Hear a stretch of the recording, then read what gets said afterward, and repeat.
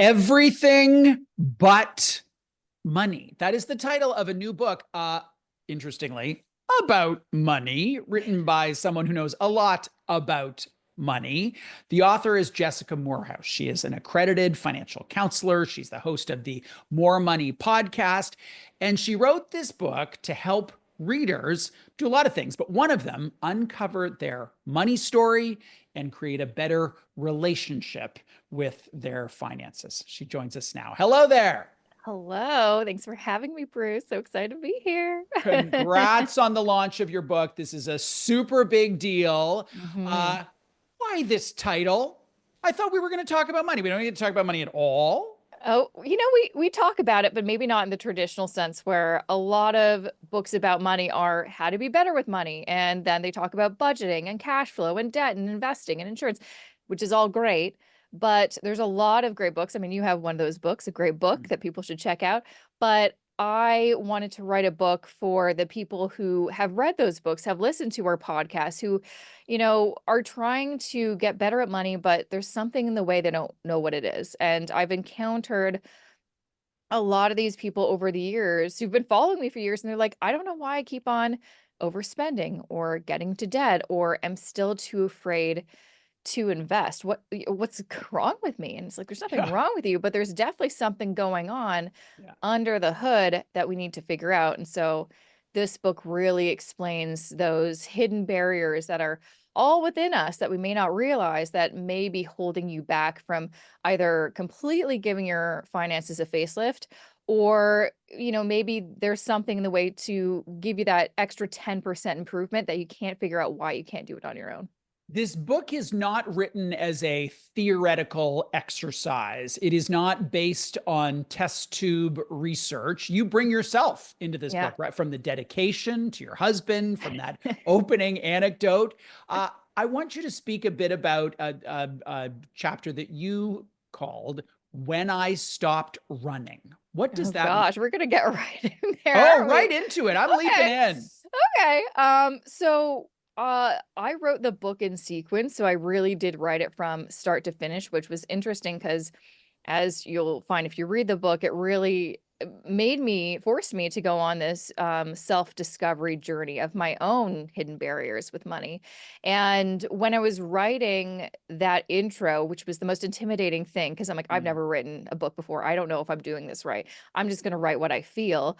The feelings and the thoughts just flowed. And while I was writing, I was figuring out why I have this obsession with money, which I always thought was positive because it's led to some really good things like this career in finance I now have. But there's also some negative things like, yeah, before we hit go, I'm like, yeah, there's a lot of, negative self-talk. There's, oh, I could be doing better, or there's other people doing better. Maybe I should work harder. And I'm like, why am I so hard on myself? And that's Mm. something I still struggle with and have to practice at kind of teaching myself to talk nicer to myself. And what I realized at the start, because I hadn't even done all that work and all that therapy and stuff, was, oh, I think, right off the top of my head, there's a few life experiences that had a really big impact. My upbringing definitely had a big impact that I never wanted to allow myself to say, yeah, maybe you are a middle child and some of those kind of middle child syndrome things do ring true. And so what I discovered about myself at the beginning of writing this book was I have been chasing money and things that are connected to it, such as accolades and, attention, just respect, because there was something I was lacking, there was something I was trying to fill a void. And unfortunately, what I kind of came to realize was, I don't think there's ever going to be an enough point for me. I think I'm Mm. always going to keep running if I don't figure out what I'm running from. And I need to slow down and really do an assessment. And that's kind of what the book Mm. is. I do that, and then I bring readers along with me so they can do the same thing. You didn't shy away from, and you even call it a buzzword, but it is a word that is used much, much more in our culture than certainly any time in a generation. And hmm that is the word trauma. The Yeah. section is called More Than a Buzzword, the roles trauma and family play in our money. Mhm. Talk a bit about that. What are you hoping to prompt for readers of the book? Yeah, I mean, it's funny because I had this idea to explore this topic, but even for me, sometimes like, oh, everyone's talking about trauma, I roll. And part of that was because I didn't recognize the trauma that I was holding on to, and I didn't really fully understand what trauma meant. Mm, It's basically an emotional wound that can come from something big or something really small. mm, That if you haven't healed it, I mean, just like any kind of bodily wound, if it doesn't heal, it's going to stay and it's going to have an effect on you. And so I walk the readers into really understanding what are the different forms of trauma. There's personal trauma, there's financial trauma. So, personal trauma is any kind of trauma you've experienced or even witnessed or even heard about that have has had an impact on you still since that moment, that has then somehow connected to how you manage money, how do you think about money and your relationship with money. And then there's ones that are specific to finance, such as, you lose a job, you experience a bankruptcy, you experience some financial abuse, or it could just be something really small too, such as, you forgot to pay your credit card and now you're being charged interest and you feel like an idiot and that stays with you for years. mm, There's a lot of things we've experienced that we kind of just, brush under the rug mm, instead of working through. And those hang tight on us. And we mm, need to unlock those things so we can better understand them, so we can work through them, so we can move forward. And if you don't, you're just going to stand still. And that's mm. what happens with people with small or big trauma, or it's called big T or little t trauma. You get stuck in that place. And we don't want to be stuck. We want to free ourselves. It's paradoxical as you outline it. You use the phrase, it's not you, it's your trauma. Yeah. And you're talking about agency and moving beyond it and taking Yeah. action and all that. How you reconcile those two things? Well, a trauma is something that happened to you, you could not help it. But what you can help is doing something about it once you recognize that it's something within you. So it's, I was talking to someone the other day.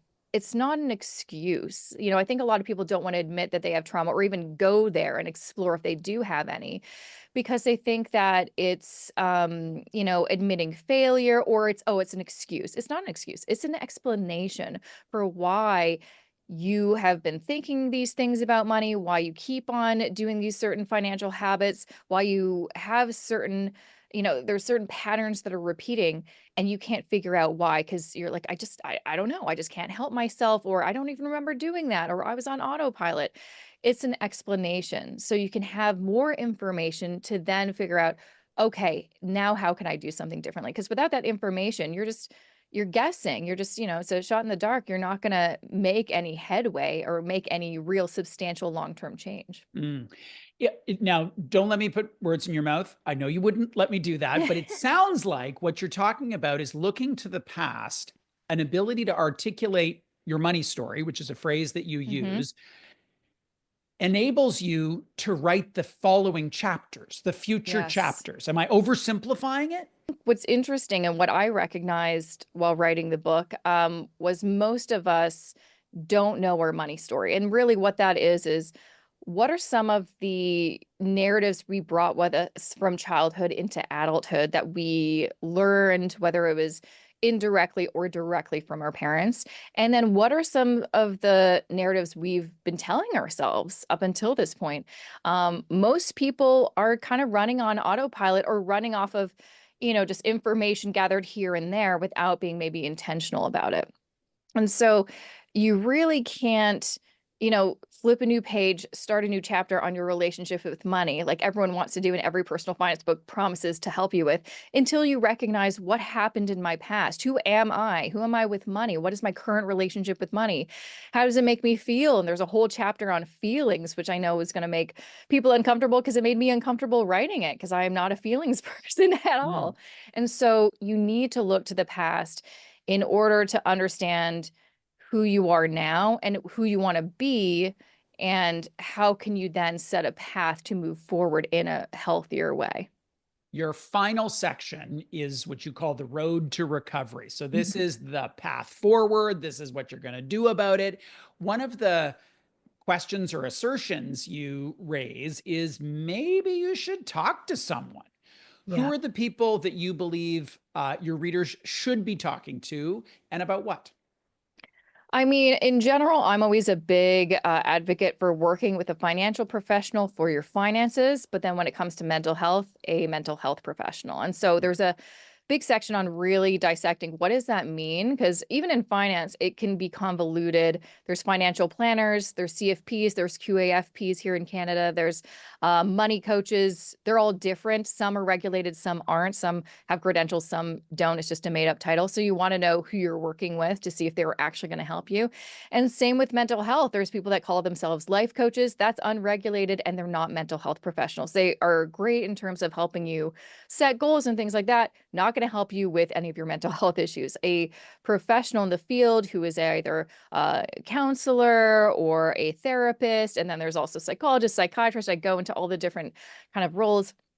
Those are the people that will be able to help you. And there's lots of different methods. So I kind of focus more on working with a therapist and the different kind of forms of therapy that can help you. And I actually did a number of different forms of therapy for this book. I was already seeing a therapist before the book, but explored some new forms that for me were actually really life-changing, not to exaggerate at all. They really unlocked things that me just doing I was doing cognitive behavioral therapy Mm, before, which was great. It what I really needed was well, I did internal family systems and also EMDR mm, to unlock some of my trauma that I had buried down so deep I didn't recognize it or I didn't want to allow it in there. And so I kind of just give people some options, some ideas for how to move forward when sometimes you can't do it on your own. You do need someone to guide you or provide you information you can't necessarily find on your own. And for me, it was super impactful and has changed my relationship with money. It's much healthier. I'm much more in control. And really, the big point of the book is I want you to be in control of your money. I don't want money to control you. And mm, unfortunately, that's what a lot of us is doing. We're letting money dictate our moves, our decisions, our thoughts, our future when it should be the other way around. mm. Well, I think that's just the perfect place for us to finish. Jessica, thank you for joining us today. Thanks for having me. Jessica Moorhouse, the author of Everything But Money. It is available everywhere.